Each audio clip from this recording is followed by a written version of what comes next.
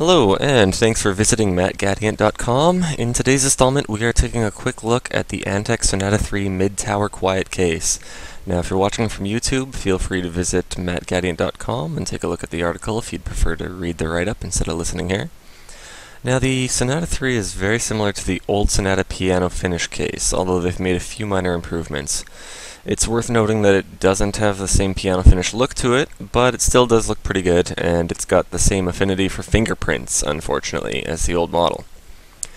Now here we're taking a quick look at the front. Looking at the case, first thing you'll notice is that the panel is double hinged. The old model was single hinged and didn't open quite as far. If you whipped the old one open, actually the panel would usually hit the end and kind of bounce back. This one doesn't do that. Small area for refinement, but certainly a welcome one. As we get close up, you're going to see that the ports are readily available. Again, another improvement. The old case has a little silver door that you pulled up to open, which created a couple issues. First, if the computer was on the floor, you couldn't see the ports, because not only was the door in the way, but the ports were inside. You either had to feel around and guess when plugging something in, or bend down. It really wasn't ideal. With the Sonata III, you can see all the ports from pretty much any angle. The other problem with the old version was that with the silver door open, a lot of air would be sucked in, and subsequently, a whole bunch of dust would collect around the ports.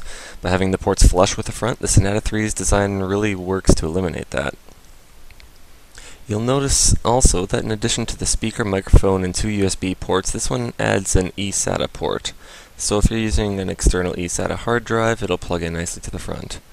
Finally, you can't really see it in the video, but the intake vents on the lower left and right side are larger than the ones that came with the original Sonata.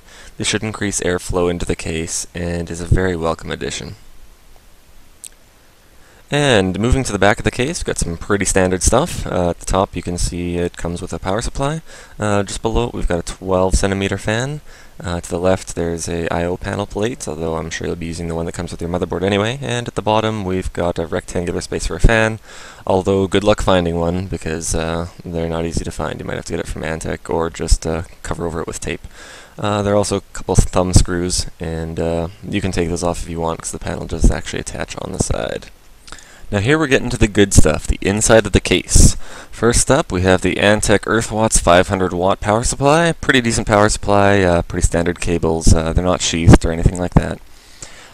Going over to the left a little bit, we have the 12 centimeter fan. You can see dangling the little speed switch. You can choose low, medium, or high. High is a little bit loud, low and medium you probably won't hear over the CPU fan though. Going over to the right a little bit, we have the spot where you can mount an internal fan. It does not use the standard size mounting screws. Antec includes some long screws, they're a little bit thinner. And it's actually kind of nice because you can install it even with the motherboard in the case. You shouldn't have a problem, although the fan can interfere with long video cards or if you have a special RAM cooler or something like that. Going over a bit more to the right, we have the hard drive bays. There are four, only 3 of them are installed for this video, and you can see the other one just outside the case.